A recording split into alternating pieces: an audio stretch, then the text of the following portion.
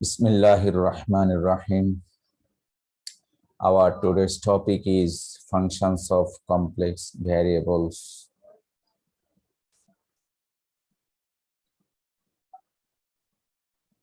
At first, let us try to know what are the complex variables. আর complex variable কি এবং এটা কিভাবে ডিনোট করে গত ক্লাসগুলিতে সামান্য ডিসকাস করেছিলাম এবং বলেছিলাম কমপ্লেক্স ভেরিয়েবলের একটি ভেরিয়েবল সেটা হলো জেড এবং Z equals to X plus I Y, যেখানে এক্স কে বলা হয় real number, so y or real part of the complex number. Similarly, y is known as imaginary part of the complex number. আরো পড়িয়েছিলাম there are three types of complex number. One is Cartesian form, that is z equals to x plus iy. Another one is polar form, that is z equals to r cos theta plus I sin theta. আরেকটি পড়িয়েছিলাম exponential form, that is z equals to r into e to the power I theta.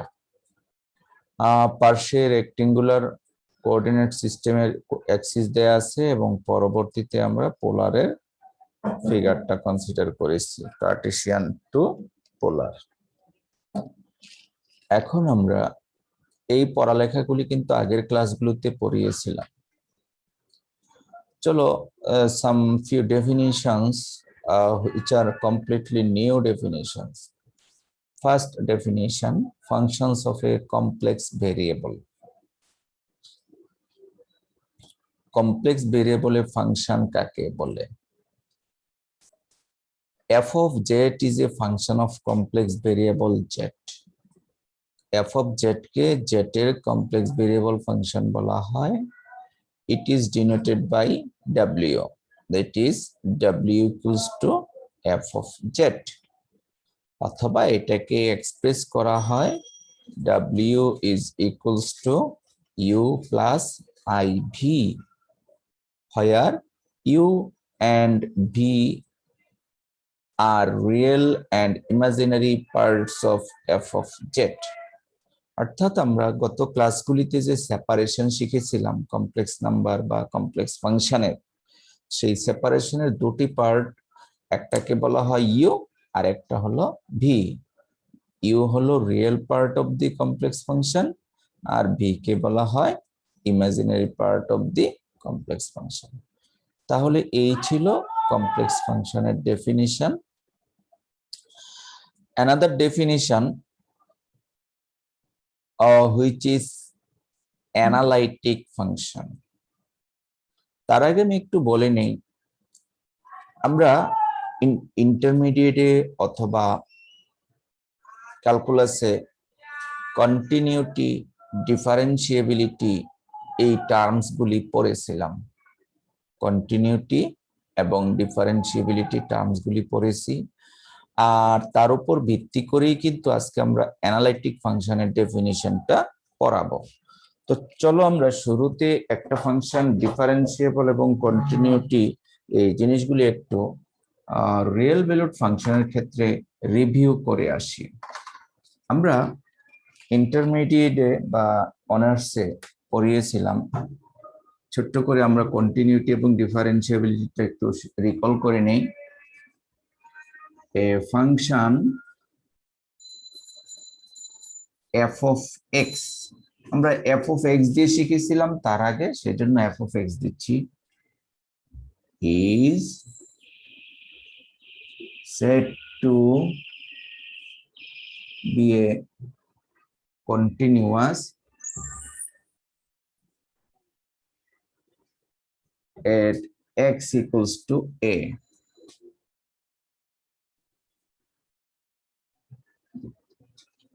If limit x tends to a minus f of x is equals to limit x tends to a plus f of x is equals to f of a. This is the definition of continuity. এটাকে continuity definition বলা হয়। এটা আমরা ক্যালকুলাসে পড়েছি বা ইন্টারমিডিয়েটে বাংলা মাধ্যমে পড়েছিলাম। তার মানে থিঙ্কিংটা কি, একটি ফাংশন একটি পয়েন্টে কন্টিনিউয়াস হতে হলে তার বাম দিকের সীমানা লিমিটিং ভ্যালু, ডান দিক থেকে লিমিটিং ভ্যালু এবং ফাংশনাল ভ্যালু, এই তিনটি যদি সমান হয় তখন আমরা ওই ফাংশনটাকে কন্টিনিউয়াস বলি ওই পয়েন্টে। এটাকে বলা হতো লেফট হ্যান্ড লিমিট, এটাকে বলা হতো রাইট হ্যান্ড লিমিট, আর এটার নাম হলো ফাংশনাল ভ্যালু। আমাদের এই জিনিসটা আমরা আগে পড়েছিলাম। তার মানে কন্টিনিউটি বলতে আমরা যে জিনিসটা মিন করি, আমি যদি গ্রাফ দিয়েও দেখাই, আমি একটা গ্রাফ ড্রয়িং করেছি, একটা রেখা ড্রয়িং করেছিলাম। এই রেখাটার মধ্যে কিন্তু একটা ডিসকানেকশন দেখিয়েছি। এখানে তোমরা স্পষ্ট দেখতে পাচ্ছ, there is a disconnection, that is not continuous in this point. এই পয়েন্টে এই ফাংশনটা কন্টিনিউয়াস না, because there is a hole in this point. এই পয়েন্টে একটা গর্ত দেখা যাচ্ছে, অতএব এই কালো রেখাটা এই অংশে নাই। এটা হলো ডিসকন্টিনিউটির একটি এক্সাম্পল দিলাম। আচ্ছা, সো কন্টিনিউয়াস হলে কি হতে হবে? কন্টিনিউয়াস হতে হলে এই পয়েন্টের নাম যদি x ইকুয়ালস টু a হয়, তাহলে বাম দিক থেকে যে লিমিটিং ভ্যালু, অর্থাৎ লেফট হ্যান্ড লিমিট বাম দিক থেকে যাবে, আর ডান দিক থেকে যে লিমিটিং ভ্যালু, এটা হলো লেফট হ্যান্ড লিমিট, আর এটা হলো রাইট হ্যান্ড লিমিট, অর্থাৎ ডান দিক থেকে আসতেছে। আর তৃতীয়টা হলো ফাংশনাল ভ্যালু, এটা হলো ফাংশনাল ভ্যালু। এই তিনটি ভ্যালু যদি সমান হয় তাহলেই কেবলমাত্র আমরা কন্টিনিউয়াস বলে থাকি। অর্থাৎ আমরা যদি প্র্যাকটিক্যালিও দেখি, একটি রাস্তার মধ্যে হঠাৎ করে একটা বিশাল গর্ত হয়ে গিয়েছে, খেয়াল করিও। এখন গাড়ি নিয়ে ওই গর্তের আগ পর্যন্ত পৌঁছতে পারলাম, অর্থাৎ লেফট হ্যান্ড লিমিট, বাম দিক থেকে গাড়িটা চালিয়ে আসলাম। আবার আরেকটা গাড়ি সামনের দিক থেকে ওই পয়েন্টে আসতে পারলো, অর্থাৎ এদিকেও ঠিক আছে ওই দিকেও ঠিক আছে, কিন্তু গর্তটা কিন্তু রয়ে গেছে। এই অবস্থায় আমরা কিন্তু এই রাস্তাটাকে কন্টিনিউয়াস বা স্মুথ বলতে পারি না। তবে রাস্তাটা যদি যে কোনো ভাবে প্লেন করে দেওয়া হয়, সংশোধন করা হয়, তাহলে সব দিক থেকে যখন সে স্মুথই হবে, তখন উই ক্যান সে কন্টিনিউয়াস। এই হলো প্র্যাকটিক্যাল কন্টিনিউয়াস এর কনসেপ্ট। আর যদি এই শর্তটা না মানে, তাকে বলা হয় ডিসকন্টিনিউয়াস। এটা আমরা পড়েছিলাম ইন্টারমিডিয়েটে ফর রিয়েল ভ্যালুড ফাংশন।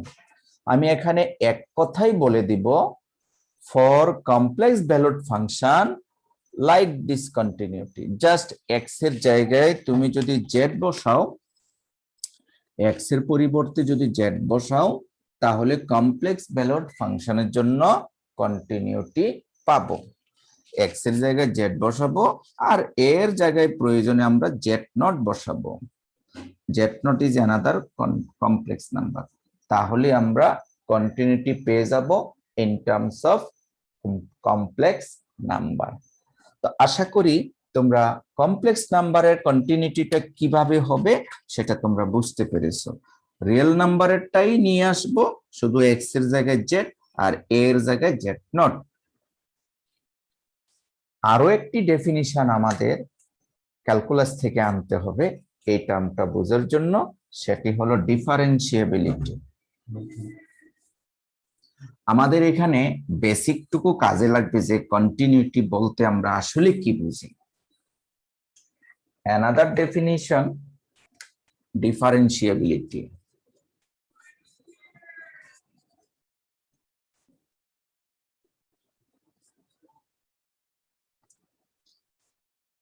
এইটাও আমি ইন্টারমিডিয়েট বা ক্যালকুলাসের ডেফিনিশনটা ইন্ট্রোডিউস করি, যে এ function f of x is said to be a 54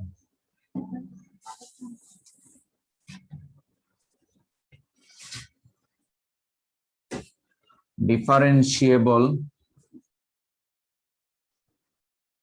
at x equals to a if শর্তটা কি, শর্তটা এই টাইপের যে লিমিট h tends to 0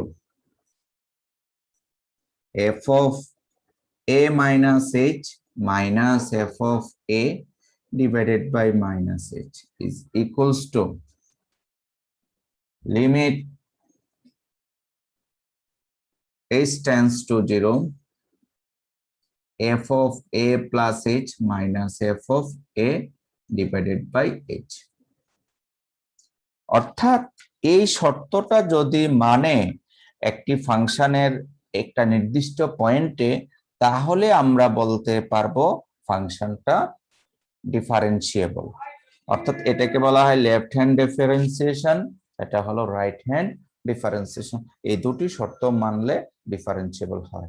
আমি একটু ঘুরিয়ে কথাটা বলি, if any function is continuous at A point then that function should be differentiable at that point।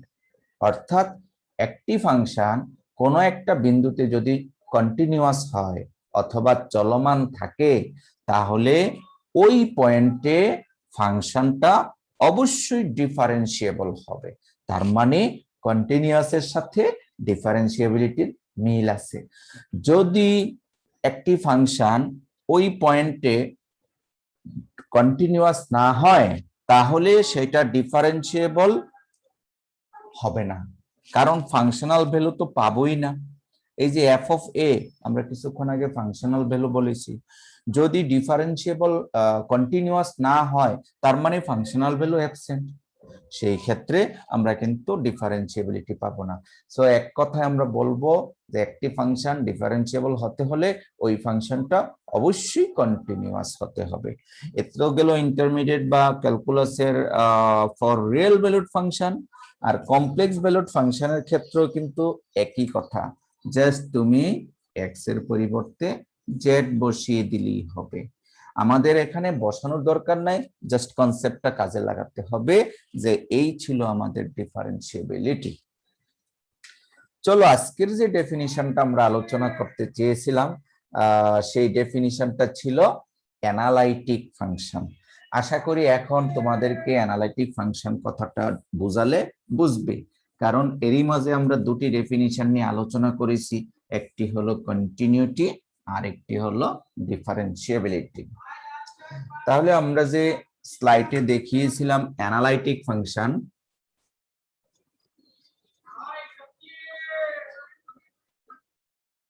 What is analytic function, এটা ভাইভাও জিজ্ঞেস করা হয়, আর এর সাথে অনেক কিছু সম্পর্ক থাকে।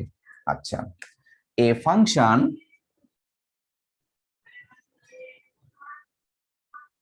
f of z, তার মানে analytic function should be complex valued function. A function f of z is said to be analytic at a particular point। যেমন আমরা কন্টিনিউটির বেলায় পার্টিকুলার পয়েন্ট বলেছি, ডিফারেন্সিয়েবিলিটির বেলায় পার্টিকুলার পয়েন্ট বলেছি। অতএব অ্যানালাইটিক ওই একটি নির্দিষ্ট পয়েন্টের মধ্যেই হবে, particular point at suppose z nought, because আমাদের পয়েন্ট এর আগে বলেছিলাম এ রিয়েল ভ্যালুড ফাংশনের ক্ষেত্রে, আর কমপ্লেক্স ভ্যালুড ফাংশনের ক্ষেত্রে আমরা এটা হলো মূল ভেরিয়েবল, আর এটা জেড নট একটা particular constant complex value. At z nought if f of z is differentiable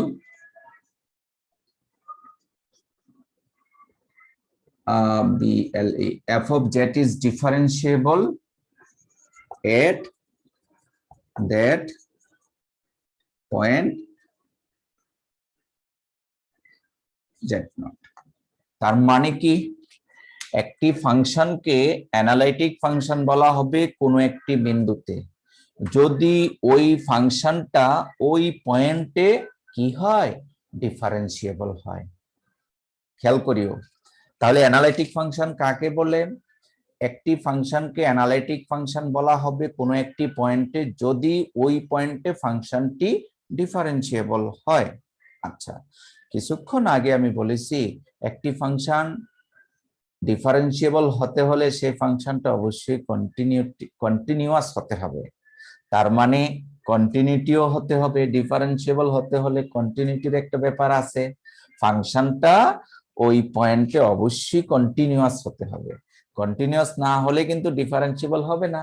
অর্থাৎ একটি ফাংশন অ্যানালিটিক হওয়ার শর্তটা কি, সেটা অবশ্যই ডিফারেন্সিয়েবল অ্যাজ ওয়েল এজ কন্টিনিউয়াসও হতে হবে ওই পার্টিকুলার পয়েন্টে। এই ছিল অ্যানালাইটিক ফাংশনের ডেফিনিশন। সো আমরা যেহেতু ডিফারেন্সিয়েবল এবং কন্টিনিউটিটা পড়ে আসছি কনসেপ্টটা, সো সেই কনসেপ্ট থেকে বলতে পারি এ function f of z is said to be analytic at a particular point z naught if f of z is differentiable, that is continuous at that point. Differentiable এর আরেকটা মিনিং হলো continuous, continuous না হলে differentiable হবে না, আমরা definition থেকে দেখে এসেছি। আমি স্লাইডে আরো কয়েকটি ডেফিনিশন ইন্ট্রোডিউস করেছি, সো সেগুলি তোমরা দেখে নিও। চলো another definition from slide.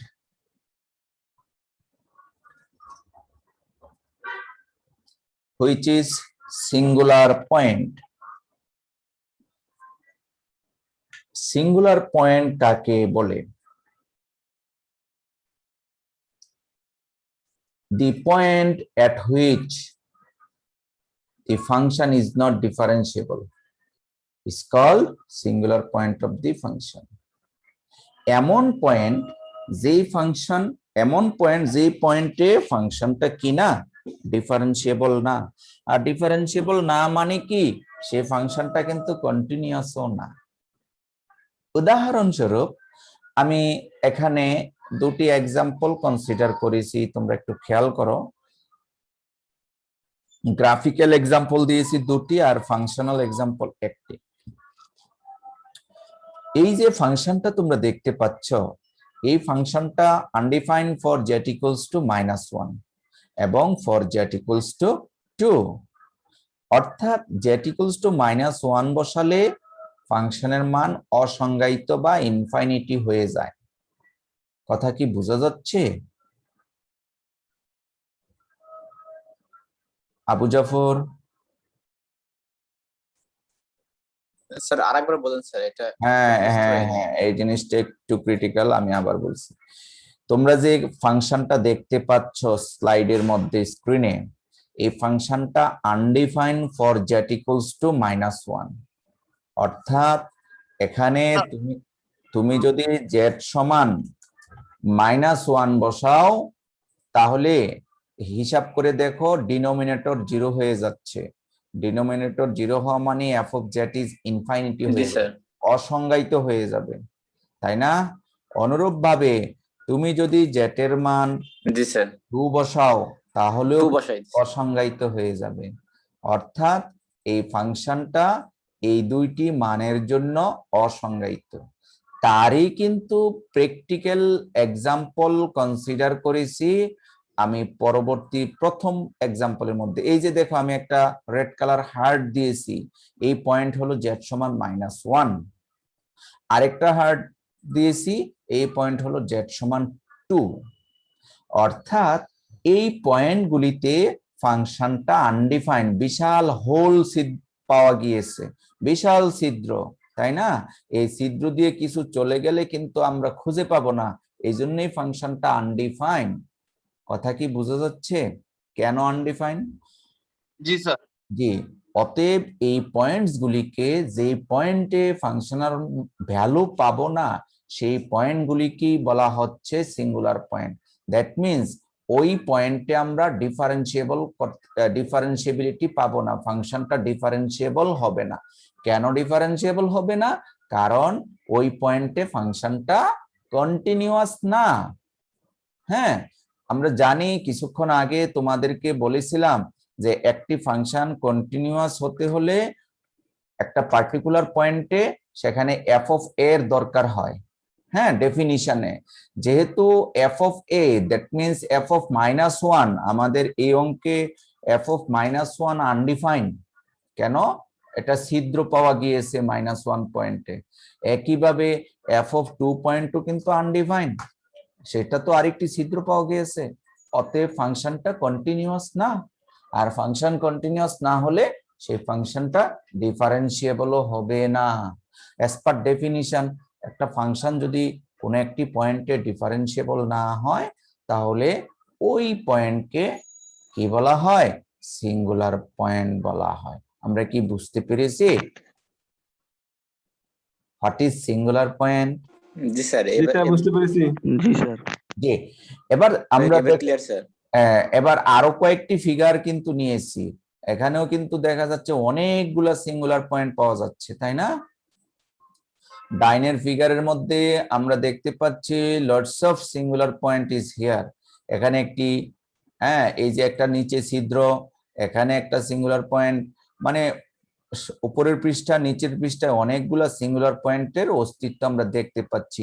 আর এই চিত্রগুলি কিন্তু আমি একে তোমাদেরকে বোঝাতে পারবো না, আর সচরাচর এইসব চিত্র হাতে আঁকা অনেক কষ্ট, তাই না? কিন্তু আমাদের মূল থিঙ্কিংটা হলো হোয়াট ইজ সিঙ্গুলার পয়েন্ট, সেটা বোঝা। আশা করি তোমরা বুঝতে পেরেছো হোয়াট ইজ সিঙ্গুলার পয়েন্ট। এক কথায় কোনো একটি ফাংশনের কোনো একটা পয়েন্টে যদি ফাংশনটা যদি ডিফারেন্সিয়েবল না হয়, তাহলে সেই পয়েন্টকে ওই ফাংশনের একটি সিঙ্গুলার পয়েন্ট বলে। স্যার এই পয়েন্টগুলোর জন্য কি ফুল ফাংশনটা ডিফারেন্সিয়েবল হবে? না না না, ডিফারেন্সিয়েবল হবে না, এটা তো প্রশ্নই বলা আছে নট ডিফারেন্সিয়েবল। ইজ ইট বলা আছে না নট ডিফারেন্সিয়েবল? কোন পয়েন্টে? দেখো z সমান -1 এবং z সমান 2 পয়েন্টে ফাংশনটা ডিফারেন্সিয়েবল নয়, সেই জন্যই সিঙ্গুলার পয়েন্ট। ডিফারেন্সিয়েবল নয় মানে ফাংশনটা ওই পয়েন্টে কন্টিনিউয়াসও না। না কন্টিনিউয়াস স্যার, মানে আমি বলতেছি কি এর জন্য কি ফুল ফাংশনটা আনডিফারেন্সিয়েবল? না না না না, এই ফাংশনটা differentiable except z equals to -1 and z equals to 2। 2 এবং -1 ব্যতীত অন্য সকল কমপ্লেক্স ভ্যালুর জন্য ফাংশনটা ডিফারেন্সিয়েবল। বুঝা গেছে? আমরা তো গ্রাফ থেকে সেটাই গেস করতে পেরেছি যে এই দুটি পয়েন্ট আর এই দুটি পয়েন্ট ছাড়া ফাংশনের অন্য সকল এলাকায় কিন্তু ফাংশনটা ডিফাইন এবং অ্যানালাইটিক। কতক্ষণ আগে কিন্তু আমরা অ্যানালাইটিক পড়েছি। অ্যানালাইটিক কাকে বলে? একটি ফাংশন কোনো একটি পয়েন্টে যদি ডিফারেন্সিয়েবল হয়, তাহলে ওই ফাংশনটাকে ওই পয়েন্টে অ্যানালাইটিক ফাংশন বলা হয়। তার মানে আমরা বুঝতে পেরেছি এই দুটি পয়েন্ট ব্যতীত এই ফাংশনের অন্য যে ক্ষেত্র আছে এই পুরো এলাকার মধ্যে ফাংশনটা অ্যানালাইটিক, শুধুমাত্র এই দুটি পয়েন্ট বাদ যাবে। ক্লিয়ার? তার মানে আমরা এখান থেকে অ্যানালাইটিকের ফিজিক্যাল একটা কনসেপ্ট পেলাম অ্যানালাইটিক ফাংশনের। চলো another definition, the necessary condition for f of z to be analytic। কিছুক্ষণ আগে আমরা কিন্তু অ্যানালাইটিকের কথা বলেছিলাম যে অ্যানালাইটিক হতে হলে কি হতে হবে? ফাংশনটা ডিফারেন্সিয়েবল হতে হবে, আর ডিফারেন্সিয়েবল হওয়া মানে ফাংশন শুড বি কন্টিনিউয়াস। ঠিক আছে না? আচ্ছা, এবার নেসেসারি কন্ডিশন ফর অ্যানালাইটিক। একটি ফাংশন অ্যানালাইটিক হওয়ার প্রয়োজনীয় যে শর্ত, সেই শর্তটা কি দেখো? The necessary conditions for a function f of z is equals to u plus ib। এখানে আমরা নতুন করে ধরে নিয়ে আসলাম u plus ib, অর্থাৎ কমপ্লেক্স ভ্যালুড ফাংশনকে আমরা সেপারেশন মোডে লিখতে পারি, real part plus imaginary part. এই সেপারেশন মোডে লেখার পরে বলবো যে analytic at all points in a region R are these two conditions। Analytic হতে হলে এই দুটি কন্ডিশন সত্য হতে হবে। এই দুটি কন্ডিশনকে বলা হয় কৌশি-রাইম্যান ইকুয়েশনস। ঠিক আছে? আচ্ছা, শর্ত থাকে যে এরা তখনই সমান হবে যদি এই টার্মস গুলি এক্সিট থাকে, অর্থাৎ del del x of u, del del y of u, del del x of v and del del y of v। এই চারটার অস্তিত্ব থাকা মানে ফাংশনটা ডিফারেন্সিয়েবল। আমি আবার বলছি, ইউ কে এক্স এর সাপেক্ষে, ইউ কে ওয়াই এর সাপেক্ষে, ভি কে এক্স এর সাপেক্ষে, ভি কে ওয়াই এর সাপেক্ষে। What is U and V? U and V হলো আমাদের মূল ফাংশনের portions, real part and imaginary part.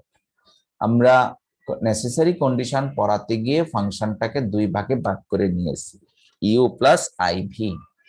অর্থাৎ যদি এই শর্তগুলি মানে, অর্থাৎ এক্সিস্ট হয়, এক্সিস্ট হওয়া মানে ফাংশনটা ডিফারেন্সিয়েবল, তাহলে নেসেসারি কন্ডিশন হলো এই দুটি সমীকরণ। কি কি? del u by del x is equals to del v by del y, R del u by del y is equals to minus del v by del x। এই দুটি সমীকরণকে কৌশি-রাইম্যান ইকুয়েশনস বলা হয়। আমরা ভাই ভাই জিজ্ঞেস করে থাকি, আচ্ছা কৌশি-রাইম্যান ইকুয়েশনটা লেখো, ঠিক আছে? আবার একটি ছোট্ট ফাংশন দিয়ে বলা হয়ে থাকে এই কৌশি-রাইম্যান ইকুয়েশনটা কি ঠিক আছে কিনা, অর্থাৎ কৌশি-রাইম্যান ইকুয়েশন স্যাটিসফাই করে কিনা, ঠিক আছে? আচ্ছা, আমি এখন সংক্ষিপ্তভাবে আবারও রিপিট করি কথাটা। একটি ফাংশন অ্যানালাইটিক হতে হলে কৌশি-রাইম্যান ইকুয়েশন স্যাটিসফাই করতে হয়। কৌশি-রাইম্যান ইকুয়েশন স্যাটিসফাই করতে হয়, অর্থাৎ এই দুটি সমীকরণ স্যাটিসফাই করতে হয়। কখন? যদি সেই ডিফারেন্সিয়েবল টার্মস গুলির প্রেজেন্ট থাকে, অর্থাৎ কৌশি-রাইম্যান ইকুয়েশন সত্য যদি ফাংশনটা ডিফারেন্সিয়েবল হয়, এটাকে বলা হয় নেসেসারি কন্ডিশন। আমরা এই কন্ডিশন দিয়ে ম্যাথমেটিক্যাল প্রবলেম সলভ করব। তাহলে কৌশি-রাইম্যান ইকুয়েশন সত্য কখন? যদি ডিফারেন্সিয়েবল হয়।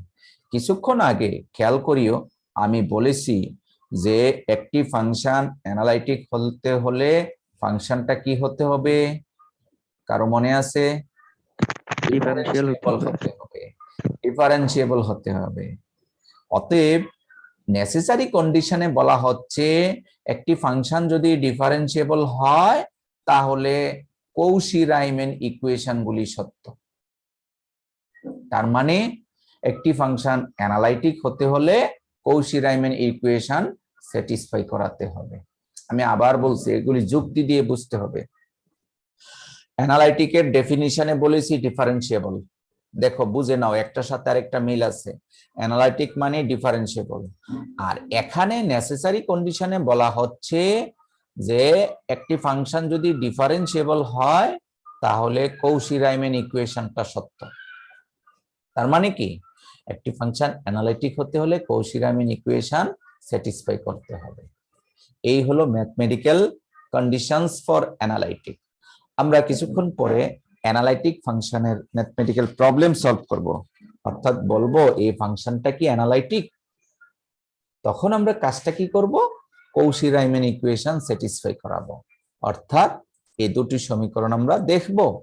যদি এই দুটি সমীকরণ স্যাটিসফাই করে, then we can say Cauchy-Riemann equation satisfied, therefore function is analytic everywhere। ঠিক আছে? আবার পার্টিকুলার পয়েন্টের কথা বললে সেই পার্টিকুলার পয়েন্টও আমরা টেস্ট করব। এই ছিল নেসেসারি কন্ডিশন। এখান থেকে অ্যানালাইটিকের ম্যাথমেটিক্যাল টার্মসটা আমরা পেলাম। Another definition is sufficient condition for f of z to be analytic। R necessary এবং সাফিসিয়েন্ট কন্ডিশনস হলো একটি আরেকটির বিপরীত। আমি আবার বলছি, নেসেসারি এবং সাফিসিয়েন্ট কন্ডিশন হলো একটি আরেকটির বিপরীত। তাহলে নেসেসারি কন্ডিশনে কি বলা হয়েছিল? নেসেসারি কন্ডিশনে বলা হয়েছিল কৌশি-রাইম্যান ইকুয়েশনটা সত্য যদি ডিফারেন্সিয়েবল হয়। অতএব সাফিসিয়েন্ট কন্ডিশন হবে ডিফারেন্সিয়াল সত্য, অর্থাৎ ডিফারেন্সিয়েবল পাওয়া যাবে যদি সিআর ইকুয়েশন কি হয়? ঠিক থাকে। সিআর ইকুয়েশন গুলি সত্য হয় তাহলে ডিফারেন্সিয়েবলটা হবে। ডিফারেন্সিয়েবল হতে হলে অবশ্যই ফাংশন কি হতে হয়? কন্টিনিউয়াস হতে হয়।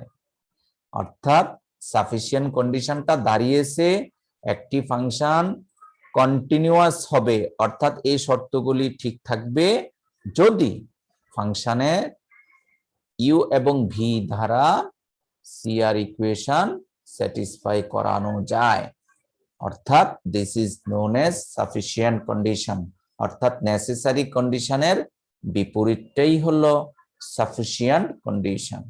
আশা করি তোমরা কয়েকবার পড়লে নেসেসারি কন্ডিশন এর বিপরীত কথাটা ক্লিয়ার বুঝতে পারবে। দেখো উল্টা করেই কিন্তু লেখা হয়েছে। সাফিসিয়েন্ট কন্ডিশনে বলা হচ্ছে যে সাফিসিয়েন্ট কন্ডিশনস হলো এই অংশটুকু, অর্থাৎ কন্টিনিউয়াস ফাংশনস। এই চারটা কন্টিনিউয়াস মানে হলো ডিফারেন্সিয়েবল। আমরা জানি কন্টিনিউয়াস হতে হলে অবশ্যই ডিফারেন্সিয়েবল হবে, সেখান থেকে এসেছে কন্টিনিউয়াস। কখন? যদি সিআর ইকুয়েশন গুলি সত্য হয়। আর নেসেসারি কন্ডিশনে বলা হচ্ছে নেসেসারি কন্ডিশনটা হলো সিআর ইকুয়েশন যদি কি হয়, ডিফারেন্সিয়েবল হয়। আর ডিফারেন্সিয়েবল হওয়া মানে কন্টিনিউয়াস হওয়া। আশা করি এই একটা আরেকটার বিপরীত এই কথাগুলি তোমরা বুঝতে পেরেছ। আর এবার আসো ডিফারেন্সিবিলিটির যে ডেফিনিশন, সেই ডেফিনিশনটা হলো in terms of complex valued function f dash of Z is equals to, আমরা কিছুক্ষণ আগে তোমাদেরকে লিখে দেখিয়েছিলাম এই টাইপের f of Z is equals to u plus i v, এটা লিখে দেখিয়েছিলাম। এখন এই একবার ডিফারেন্সিয়েট করা মানে ডান পার্শ্বকে ইউ এবং ভি কে এক্স এর সাপেক্ষে একবার করে ডিফারেন্সিয়েট করা, অর্থাৎ del you by del x এবং del V by del x. অথবা সিআর ইকুয়েশন দ্বারা আমরা এটাকে ঘুরিয়ে নিতে পারি, কারণ আমরা শিখেছি del you by del X is equals to del V by del Y. আরো শিখেছি del u by del y is equals to minus del v by del x. So del v by del x এর মান আমরা minus দিয়ে বসিয়েছি। এই ছিল ডিফারেন্সিয়েশনের সংজ্ঞা in terms of complex valued function. এতক্ষণ আমরা যে ডেফিনিশনস গুলি পড়েছি, এই ডেফিনিশনস গুলির আলোকে এখন কিছু ম্যাথমেটিক্যাল প্রবলেম সলভ করব। আমি ডেফিনিশন গুলিকে আবার একটু রিভিউ করতে চাই। প্রথমত আমরা শিখেছি অ্যানালাইটিক ফাংশন, খেয়াল করিও। তারপরে তার আগে আমরা শিখেছিলাম কন্টিনিউটি এবং ডিফারেন্সিবিলিটি বোর্ডের মাধ্যমে। দেন আমরা শিখলাম অ্যানালাইটিক ফাংশন। অ্যানালাইটিক ফাংশন কাকে বলে? অ্যানালাইটিক ফাংশন হলো এমন একটি ফাংশন, কোনো একটা পয়েন্টে ওই ফাংশনটা যদি ডিফারেন্সিয়েবল হয় তাহলে ফাংশনটাকে ওই পয়েন্টে আমরা অ্যানালাইটিক বলতে পারি। আর যদি ডিফারেন্সিয়েবল না হয় ওই পয়েন্টটাকে বলা হয় সিঙ্গুলার পয়েন্ট, যা আমরা পরের ডেফিনিশনে আলোচনা করেছি। তারপরে আমরা নেসেসারি কন্ডিশনে বলেছি যে নেসেসারি কন্ডিশন হলো সিআর ইকুয়েশন। নেসেসারি কন্ডিশন হলো এই দুটা সমীকরণ যদি ফাংশনটা ডিফারেন্সিয়েবল অর্থাৎ কন্টিনিউয়াস হয়। আর সাফিসিয়েন্ট কন্ডিশন হলো ফাংশনটা কন্টিনিউয়াস তথা ডিফারেন্সিয়েবল যদি সিআর ইকুয়েশনটা সঠিক হয়, কৌশি-রাইমান ইকুয়েশন সঠিক হয়। এই ছিল আমাদের নেসেসারি এবং সাফিসিয়েন্ট কন্ডিশন। পরবর্তী স্লাইডে আমি জাস্ট ডিফারেন্সিয়েবলের ডেফিনিশনটা দেখালাম। F dash of Z is equals to del you by del x plus i del V by del y. পরেরটাতে আমরা সিআর ইকুয়েশন দ্বারা রিপ্লেস করেছি। সিআর ইকুয়েশনে বলা হচ্ছে del you by del x যেই কথা, del V by del y একই কথা। আর del V by del x সমান minus del you by del y, এটা আমরা শিখেছি ফ্রম সিআর ইকুয়েশন। এই আইটেমস গুলির সাপেক্ষে আমরা ম্যাথমেটিক্যাল প্রবলেম সলভ করব এবং আমাদের কিছু জিনিস মনে রাখতে হবে। সেটি হলো number 1, if a function is analytic in a domain D, then U and B satisfy CR conditions at all points in D. অর্থাৎ একটা ফাংশন যদি একটা নির্দিষ্ট এলাকার মধ্যে অ্যানালাইটিক হয় তাহলে ই এবং বি দ্বারা সিআর ইকুয়েশন স্যাটিসফাই করাতে হবে ওই এলাকার সকল পয়েন্টের মধ্যে, এটা আমাদের মনে রাখতে হবে। দ্বিতীয় যে কন্ডিশন সেটি হলো CR কন্ডিশনস আর necessary but not sufficient for analytic function. অর্থাৎ CR কন্ডিশনটা necessary for analytic function, that is CR কন্ডিশনটা যদি স্যাটিসফাই করে then we can say function is analytic. আরো একটি আছে সাফিসিয়েন্টের জন্য পার্শিয়াল ডেরিভেটিভস আর কন্টিনিউয়াস হতে হবে, যে কথাটা আগেও একবার বলেছিলাম। তো এই ছিল মোটামুটি আমাদের থিওরি। স্যার এক নাম্বারটা যদি আবার একটু বলতেন স্যার, রিমেম্বার এক নাম্বার। হ্যাঁ, এক নাম্বারটা হলো বলেছিলাম, দুইবার বলেছি, খেয়াল করেনি, আবার বলতেছি। একটি ফাংশন আমি একে দেখাচ্ছি তাহলে আরো ক্লিয়ার হবে। মনে করো একটি ফাংশন হলো, আমি কালার করে দেখালাম। এই ফাংশনের কোনো একটি পয়েন্টে আমি পয়েন্ট দিয়ে দিলাম হার্ট কালার দিয়ে, কোনো একটা পয়েন্টে ফাংশনটি অ্যানালাইটিক হবে যদি ওই পয়েন্টে ফাংশনে CR ইকুয়েশন স্যাটিসফাই করে। আর এরকম পয়েন্ট যদি 10টা থাকে, 10টা পয়েন্টই কি হতে হবে? CR ইকুয়েশন স্যাটিসফাই করতে হবে। কথা বোঝা গেছে? এটা কি এইভাবে বলা হয়েছে, একটি ফাংশন অ্যানালাইটিক হবে ইন দা ডোমেন ডি, এই যে ডোমেনটা মধ্যে অ্যানালাইটিক হবে, তাহলে then U and V satisfy করবে কি? CR কন্ডিশন স্যাটিসফাই করবে at all points in D, এই এলাকার সকল পয়েন্টে CR ইকুয়েশন স্যাটিসফাই করাতে হবে, যে কয়টি পয়েন্ট থাকবে। আমরা যেমন এই কিছুক্ষণ আগে যে এক্সাম্পলটা দিয়েছিলাম সিঙ্গুলার পয়েন্টে, সিঙ্গুলার ফাংশনের সিঙ্গুলার পয়েন্ট পড়াতে গিয়ে এখানে আমরা দেখতে পাচ্ছি যে দুটি পয়েন্ট বাদে সকল পয়েন্টে কিন্তু ফাংশনটা অ্যানালাইটিক, তাই না? কারণ it has only 2 singular points. আর এই দুটি সিঙ্গুলার পয়েন্ট যদি না থাকতো তাহলে আমরা বলতে পারতাম ফাংশনটা analytic for every point of the region D. যেমন আমি একটা এক্সাম্পল দিচ্ছি লিখে, তাহলে তোমরা বুঝতে পারবা। Suppose f of z is equals to say z square plus 3z minus 5। এই যে ফাংশনটা, এই ফাংশনের গ্রাফ জয়েন করলে will get nothing singular point, কোনো প্রকার সিঙ্গুলার পয়েন্ট পাবো না, কারণ সিঙ্গুলার পয়েন্টগুলি থাকে ডিনোমিনেটরে।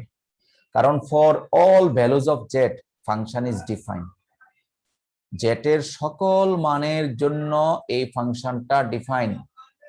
ঠিক আছে, তুমি পজিটিভ নেগেটিভ যাই নাও না কেন ফাংশনটা ডিফাইন হবে। সো আমরা একটা রিজিয়ন পাবো, ওই রিজিয়নের সকল পয়েন্টে ফাংশনটা অ্যানালাইটিক, অর্থাৎ CR ইকুয়েশন স্যাটিসফাই করবে। আমরা ম্যাথমেটিক্যাল প্রবলেম সলভ করলে আরো ব্যাপারগুলি ক্লিয়ার হবে। চলো আমরা কিছু ম্যাথমেটিক্যাল প্রবলেম সলভ করি। আচ্ছা, এখানে একটি ফাংশন কনসিডার করেছি, show that the function f of z is equals to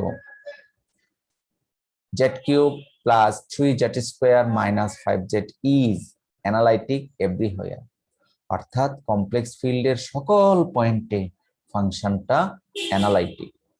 ওই রিমেম্বারের প্রথম শর্তে বলেছিলাম অ্যানালাইটিক হতে হলে এই ফাংশনের যে দুটি পার্ট আছে, অর্থাৎ এই ফাংশনকে আমরা যদি ভেঙে লিখি তাহলে লিখব f of z is equals to u plus ib, that is u xy plus I v of xy। আমরা কিন্তু এইভাবে লিখবো একটি ফাংশনকে। যেমন আমরা এখানে u এর মান পেয়েছি, u এর মান পেয়েছি কত? u এর মান পেয়েছি এই অংশটুকু, দিস ইজ u, আর v এর মান পেয়েছি এই অংশটুকু। আর এই সেপারেশনটা আমরা আগের চ্যাপ্টারে পড়েছিলাম, হাউ টু সেপারেট। দেন এই u এবং b ধারা, u এবং v দ্বারা আমরা অ্যানালাইটিক প্রমাণের জন্য CR ইকুয়েশন স্যাটিসফাই করাবো। সো CR ইকুয়েশনটা কি? del u by del x is equals to del v by del y, আর কি del u by del y is equals to minus del v by del x.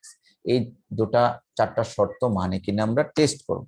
দেখো আমরা del u by del x বের করেছি, আশা করি partial differentiation তোমাদের মনে আছে, পারবা না? বলো তো দেখি কোন একজন del u by del x কত হবে, তাহলে বুঝতে পারবো যে মনে আছে কিনা। এই হলো আমাদের U. What is the value of del u by del x? হ্যাঁ আবু জাফর, স্যার এটা কি এটা বলবো স্যার?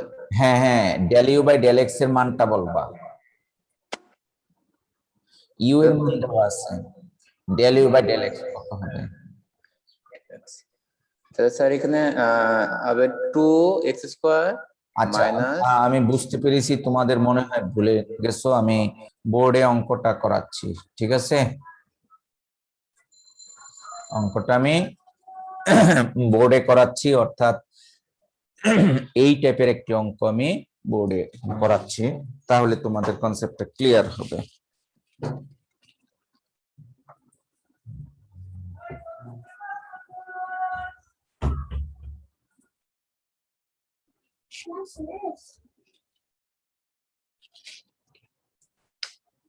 প্রশ্নটা এইভাবে হতে পারে যে show that f of z is equals to, suppose z plus 1 into e to the power z is an analytic function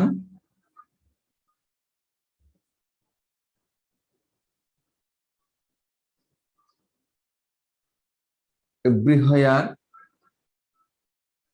of enter z plane, z প্লেনের সমস্ত পয়েন্টে এই ফাংশনটা analytic. Also find its derivative,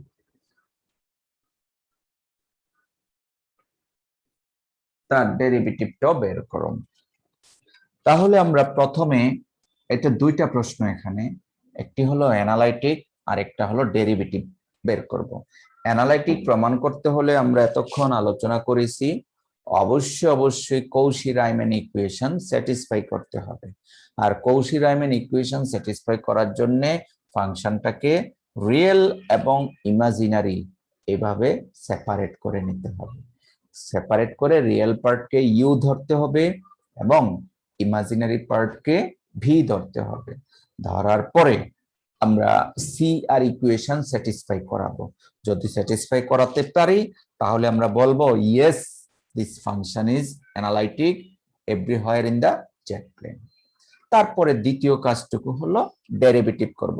আর ডেরিভেটিভের জন্য কিন্তু আমরা formula শিখেছিলাম কিছুক্ষণ আগে, f dash of z is equals to del u by del x plus I del u by del y। কিছুক্ষণ আগে আমরা ভুল করেছি, del u by del x plus I del v by del x, এই ছিল definition. অথবা আমরা এটা এইভাবেও দিতে পারি, কৌশি-রাইমানের পরিবর্তে del u by del x হলো del v by del y, আর এটা হলো del v by del x হলো minus del u by del x। এই দুটার যে কোনো একটি ডেফিনিশন অ্যাপ্লাই করলেই আমরা এই ফাংশনের ডিফারেন্সিয়েশন ভ্যালুটা পেয়ে যাব। চলো আমরা এখানে y হবে সম্ভবত স্যার মাইনাস, এটা ভুল করেছি, এটা y হবে। Thank you. হ্যাঁ চলো আমরা এই অঙ্কটা শুরু করি। Solution f of z is equals to z plus 1 into e to the power z, z plus 1 into e to the power z। এটা সেপারেশন করার জন্য কিভাবে যেন করে z এর মান বসিয়ে দেই, আর এখানে e to the power z এর ফর্মুলা আমরা কিছুদিন আগে দেখিয়েছিলাম। এটা হলো x plus iy plus 1 R e to the power z, এটা আমরা লিখতে পারি a to the power x plus iy, ঠিক আছে না? জেটের মান আমরা বসিয়ে দিলাম। এখন আমরা দেখো x plus 1 plus iy separation, এটা দুই ভাগে ভাগ করলাম, e to the power x into e to the power iy। তারপরে আসো x plus 1 plus iy আর e to the power x, e to the power iy এর ডেফিনিশন আমরা শিখেছি cos y plus I sin y, cos y plus I sin y। এখন আমরা এটা একটা কমপ্লেক্স নাম্বার, এটা একটি কমপ্লেক্স নাম্বার, সো এই দুটি কমপ্লেক্স নাম্বারের গুণ আমরা কিভাবে গুণ করতে হয় সেখানে শিখেছি। আর e to the power x common থাকবে, e to the power x common থাকবে। এবার এটা হলো x plus 1, এর সাথে থাকবে রিয়েল cos y, আর ইমাজিনারি, তবে এটা মাইনাস আসবে y এবং sin y sin y। এই হলো আমাদের থার্ড ব্র্যাকেট দিতে হবে, because of e to the power x is common for all terms, plus I into এটার সাথে cos y এর গুণ হবে, অর্থাৎ y cos x, y cos y, y cos y। আবার এর সাথে এটা, অর্থাৎ x plus 1 into sin y, x plus 1 into sin y। তাহলে আমরা অনেক বড় করে কিন্তু কাজটুকু করতে হয়েছে। এই হলো রিয়েল পার্ট এক্সপোনেনশিয়াল সহ, আর এই এক্সপোনেনশিয়াল সহ হবে ইমাজিনারি পার্ট। তাহলে আমরা এটাকে আরো ক্লিয়ারলি আমরা এইভাবে লিখতে পারি যে e to the power x into x plus 1 cos y minus y sin y। এই পোরশনটুকু হলো u plus e to the power x into y cos y plus x plus 1 into sin y, sin y। তাহলে আমরা পেয়ে গেলাম u, this is known as u of xy and this is known as v of xy। আশা করি তোমরা বুঝতে পেরেছো আমি কিভাবে রিয়েল এবং ইমাজিনারি পার্ট আলাদা করেছি। এই পড়ালেখাগুলি আগেও করেছিলাম, তাই না? তাহলে এতক্ষণ আমরা পেয়ে গেলাম ফাংশনের রিয়েল পার্ট, ইমাজিনারি পার্ট। এখন অ্যানালাইটিকের জন্য আমাদের সিআর ইকুয়েশন গুলি স্যাটিসফাই করাতে হবে। চলো এবার সিআর ইকুয়েশন এর প্রথম যে প্রথম পার্টটুকু হলো del you by del X. সুতরাং u is equals to e to the power x second bracket x plus 1 into cos y minus y sin y। এই হলো u এবং v হলো e to the power x into y cos y plus x plus 1 into sin y। এই হলো uv, আমরা পেয়ে গেলাম। এখন del you by del X বের করি, del you by del X. এইটা কিভাবে হবে? এটা কিন্তু দুটি ফাংশনের প্রোডাক্ট আকারে আছে, এটা এক্স এর ফাংশন, এখানেও এক্স আছে, অতএব ইউ ভি ফর্মুলা করতে হবে। তো ইউভি ফর্মুলা যদি করি আমরা e to the power x কে রেখে দিব আর এই পোরশনটাকে x এর সাপেক্ষে ডিফারেন্সিয়েট করব। তাহলে এই পোরশনটাকে x এর সাপেক্ষে ডিফারেন্সিয়েট করলে এটা হয় 1, এটা 0, দ্যাট ইজ থাকে শুধুমাত্র cos y, আর এখানে x নাই, অতএব এটা পুরোটুকু 0, প্লাস এই পুরো পোরশনটা রেখে দিব e to the power x এর differentiation, that is e to the power x এর differentiation e to the power x, আর হবে x plus 1 into cos y minus y sin y। এই হলো del u by del x এর value. আমাদের অঙ্কটা যেহেতু একটু বড়, আমরা সিআর ইকুয়েশনের প্রথম স্টেপটা কমপ্লিট করি, তারপরে দ্বিতীয় স্টেপটা।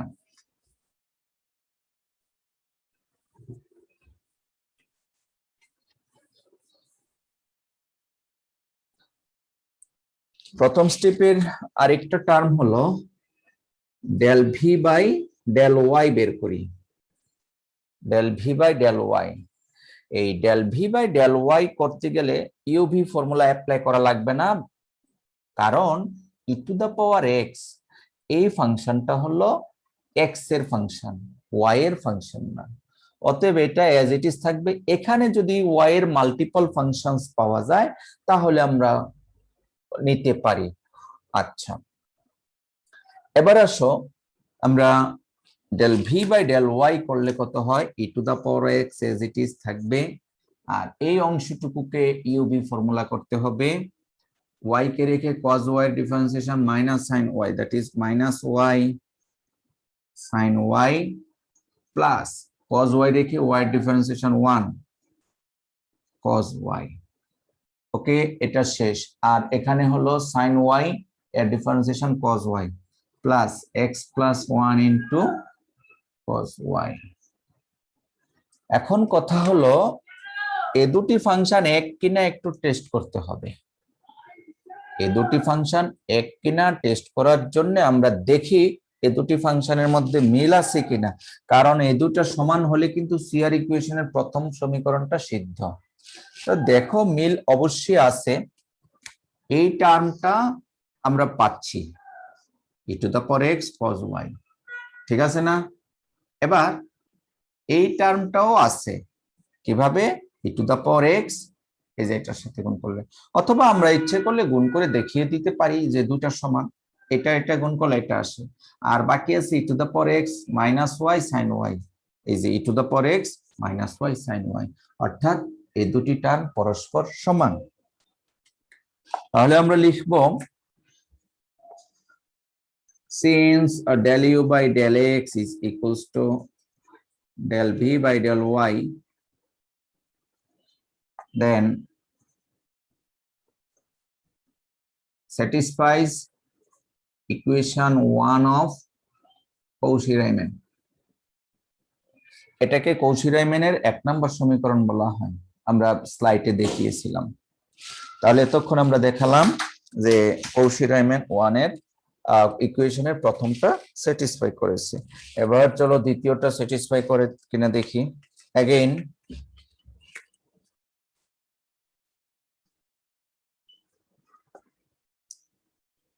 del u by del y,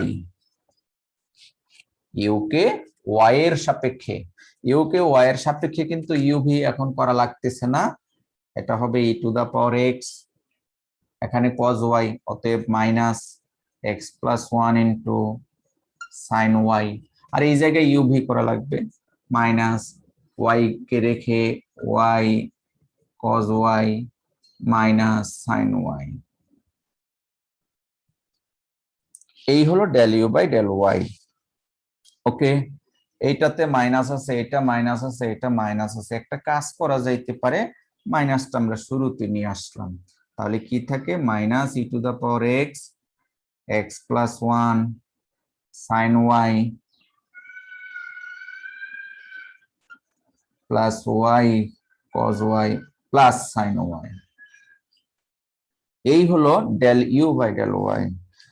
এবং আরো একটি term del v by del x, সেটা কত হয়, তো del v by del x এটাকে এক্স এর সাপেক্ষে করলে ইউভি করে করতে হবে, e to the power x রেখে দিলাম, আর এক্স আছে এখানে, অতএব সাইন ওয়াই হবে e to the power x sine y plus এই পুরোটুকু রেখে দিয়ে e to the power x এর differentiation e to the power x, তারপরে হলো এই পুরোটুকু আসতেছে y cos y plus x plus 1 into sin y। এখন আমরা দ্বিতীয় যে সমীকরণটা, এই দ্বিতীয় দেখো এখানে এক্সপোনেনশিয়াল টার্ম আছে, কিন্তু এটা আমরা কমন নিয়ে নিচ্ছি। যদি e to the power x common নেই তাহলে, এবং উপরের টার্মের সাথে মিলিয়ে লিখলে হয় x plus 1 into sine y, okay, plus y cos y, এটা আগে লিখলাম, তারপরে এটা, ফাইনালি এটা প্লাস সাইন ওয়াই। তাহলে আমরা কি বলতে পারি, e to the power x del you by del y এর মান যা পেয়েছি একটি মাইনাস আছে, আর del V by del x এর মান ওই মাইনাসটা আসেনি। তার মানে আমরা বলতে পারি না যে এইটার সমান del V by del x সমান minus del you by del y. Just এই মাইনাসটার কারণে আমরা যদি মাইনাসটা বাদ দিয়ে দেই তাহলে কি হয়, অথবা উপরের সমীকরণে এই মানটুকু যদি বসিয়ে দেই তাহলে del you by del y সমান কি পাই, minus del V by del x. এই কথাটা আমি সাইটে লিখে দিই। স্যার বলো। উপরের ডিফারেন্সিয়েশনটা আরেকবার বললে ভালো হতো। এটা না এটা না, নিচেরটা del B by del X. Del B by del X, del B by del x, এই যে বি এর স্টেটমেন্ট এক্স এর সাপেক্ষে করলে ইউবি ফর্মুলায় করতে হবে। তাই ইউবি ফর্মুলায় করলে প্রথমে আমরা ই টু দা পাওয়ার এক্স রেখে দিয়েছিলাম, ভেরি গুড। এবার এই পুরোটুকুতে এক্স এর সাপেক্ষে করব, তো এখানে তো কোনো এক্স নাই, এটা জিরো হবে। এখানে এক্স আছে, এক্স এর ডিফারেন্সিয়েশন 1, 1 এর differentiation 0, 1 into sin y, result কি হবে sin y, অর্থাৎ e to the power x sin y, এই to the power x sin y plus, এখন আমরা এই পুরোটুকু রেখে দিব আর e to the power x এর ডিফারেন্সিয়েশন করব। তো e to the power x এর ডিফারেন্সিয়েশন তো ই টু দা পাওয়ার এক্সই, তারপরে বুঝতে পারছি। এইভাবেই করা হয়েছে। তাহলে আমরা দেখতে পাচ্ছি যে দেয়ারফর বলতে পারি যে del you by del y is equals to minus del v by del x, satisfies CR equation 2, CR2 satisfy করেছে, আমরা দেখতে পেলাম, বোর্ডের জায়গা নাই বলে ক্লিয়ার লিখলাম না এর মতো। hence we can say the function f of z is analytic। আমি শেষ লাইনটা নিচে লিখে দিচ্ছি, therefore f of z is equals to u plus iv is analytic everywhere and intercomplex z plane, এটা প্রশ্ন থেকে দেখে লিখবে, আমরা অ্যানালাইটিক প্রমাণটা দেখালাম। আচ্ছা, ফাইনাল আরেকটি মানে আপনি তো এখানে দুইভাবে করেছেন, যে কোনো একভাবে মিললে তো হবে, একভাবে করলে হবে না স্যার? না, দুইটাই দেখাতে হবে। আমরা del you by del x এবং del B by del y এইটা সমান দেখাবো, এইটাও সমান দেখাবো, কারণ সিআর ইকুয়েশন দুইটা না, দুইটাই স্যাটিসফাই করাতে হবে, একটা করালে হবে না, ঠিক আছে? দুইটা সমান হলে অ্যানালাইটিক। এখন আসো সংক্ষিপ্তভাবে এই অল্প জায়গায় আমরা দ্বিতীয়টা করে দেখাচ্ছি। সেকেন্ড পার্টটা কি ছিল, এফ ড্যাশ অফ জেড বের করা, ডিফারেন্সিয়েবল। তো এফ ড্যাশ অফ জেড এর ডেফিনিশন কি, del you by del x plus i del V by del x. এখন del you by del x আমরা বের করেছিলাম, del you by del x এর মানটা আমরা এখান থেকে রিকল করব, পুরোটুকু বসিয়ে দিব, বসাই দেই। আমি এই রেজাল্টটা জায়গার স্বল্পতার কারণে আর লাগতেছে del V by del x, এই মানটা লাগতেছে, এটা লাগতেছে না, এটা মুছে দিচ্ছি,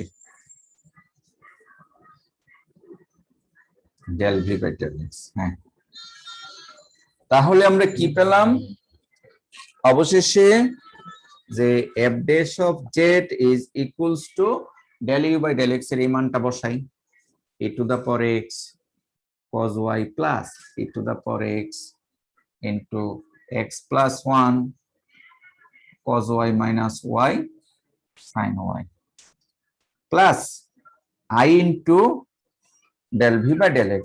তো del v by del x এর এই মানটা আমরা বসিয়ে দিই, সেটা কত e to the power x into x plus 1 of sin y তারপরে plus y cos y plus sin y। এই দুটিকে একটু রিকনফার্ম করতে হবে, অর্থাৎ আমরা প্রথম যেমন সেপারেট করেছিলাম এখন function of Z a transfer করতে হবে। That is F dash of Z is a function of Z, সেটা বের করতে হবে। আর এটা খুব কঠিন যে তা নয়, এটার জন্যে আমরা দেখো কিভাবে একত্রে করতে পারি।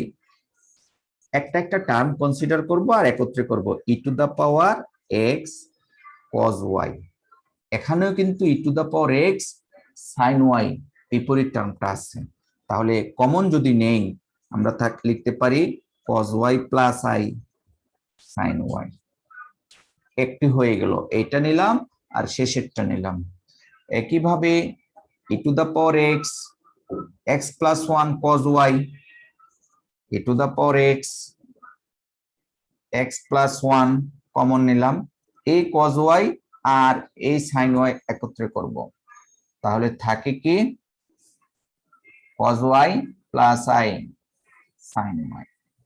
এই টার্মটা আর এই টার্মটা নিলাম, আমাদের বাকি আছে আর একটি টার্ম, সেটা হলো e to the power x minus y sin y, আর এখানে আছে e to the power x তো আছেই y cos y, এবং এটার জন্য আমরা এই একটি করতে পারি যে cos y minus sin y minus একটা কমন নিলে এটা আমরা পেতে পারি। যাই হোক, যেভাবে সেইভাবে নিয়ে নেই।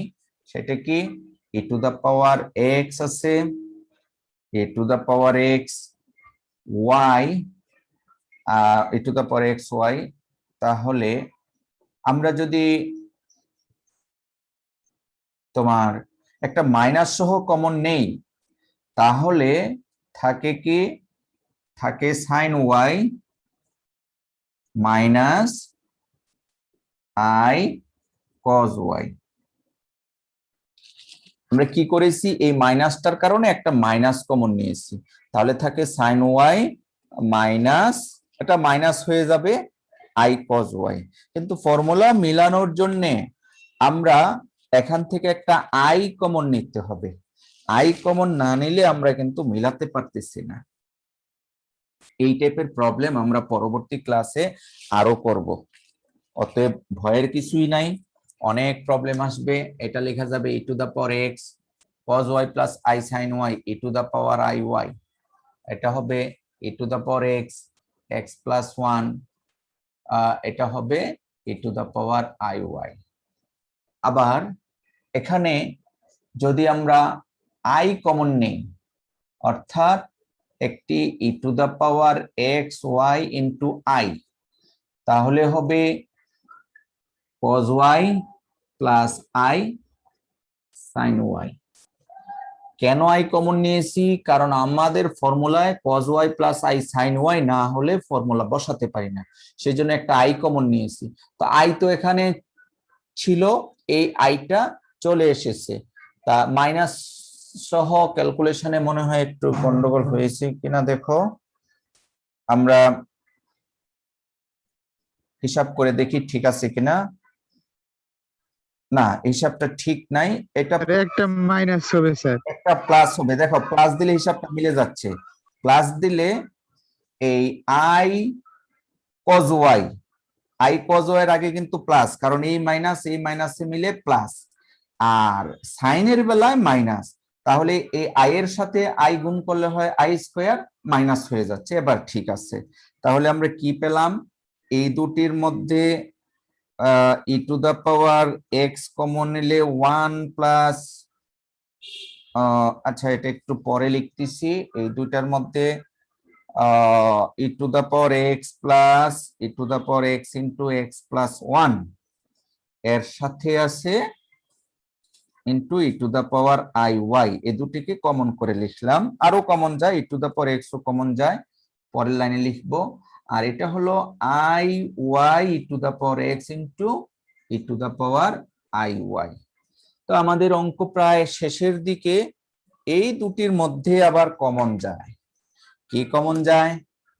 e to the power x common যায়, e to the power x, তারপরে i y e to the power i y common যায়, e to the power i y দুটার মধ্যে আছে e to the power x। তাহলে কি থাকতেছে?